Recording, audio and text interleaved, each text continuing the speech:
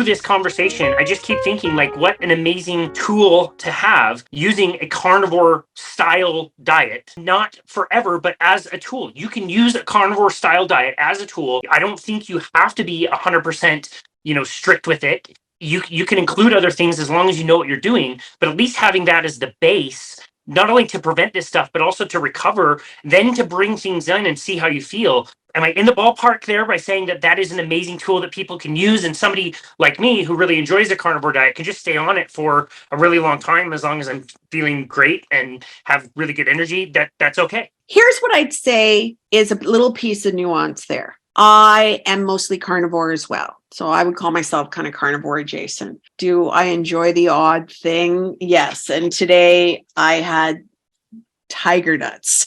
Interesting. I've never heard of those. Yeah, this is they're not really a nut, and they're actually really high in fiber. So not for somebody whose gut can't handle fiber. But they're not made from nuts. Are they made from tigers? They're made, no, not from tigers. Yeah, it's a carnivore. False advertising. Oh, we don't even want to go there, do we? Because it's talking about it. Exactly. These are a tuber. So it's like a potato. They grow under the ground. So can you have a little bit of something like that and be okay? Sure. Those are lower oxalate. I'm not eating a ton of them. I do find sometimes a little bit of fiber is good for me. It helps with appetite regulation occasionally when I'm a little bit deregulated because I didn't sleep well or whatever. But staying mostly carnivore has been great for me. And in fact, I just went to do a bit of a personal health reset, joined a local fitness club, got a trainer.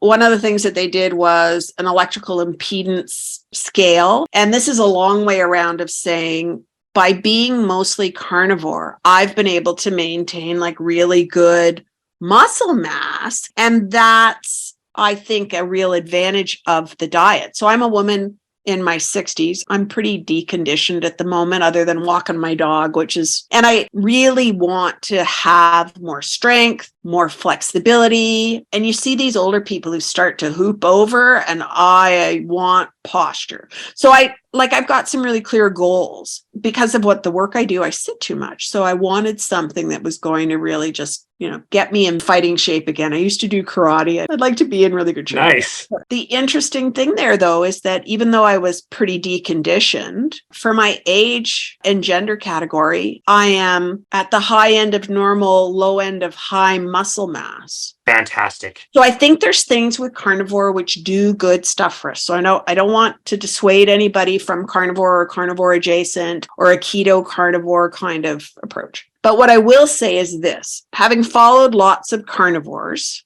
having read a lot of the information, when carnivores talk about adaptation, I think they're talking about oxalate dumping.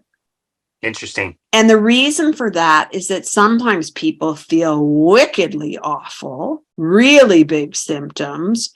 They're posting with a level of anxiousness to some of these groups, and people tell them just eat more meat. What I would say is if you want to use carnivore as a tool, do this smart. Don't come from a vegan diet, nosedive into carnivore, and then set your body into, just a terrible kind of space, because all of a sudden the body starts to mobilize a lot of oxalate. We haven't eased into this. Our gut microbes aren't ready for what's being thrown at them. The microbiome's kind of trying to adjust to what we've done. Like, we can really be in a heck of a bad spot. And I unfortunately have a number of clients who tried carnivore before they got to me. And so I couldn't ease them in bringing their oxalate down slowly, watching for histamine problems, like catching the stuff before they get there. So what I'd say is carnivore is a great tool.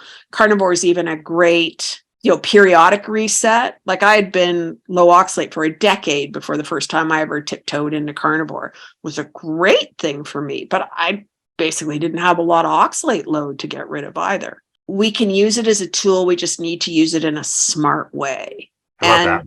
Not necessarily nosedive into the lowest oxalate diet you can be on. Because once they do that and the body gets the signal that there's not a lot of oxalate in the gut, those cell transporters can be doing all kinds of things, and they can be moving it too fast. And it is toxic, and our bandwidth to handle the work that we have to do to deal with that oxalate as it's leaving may not be sufficient. So we need to respect the body's capacity and its resilience.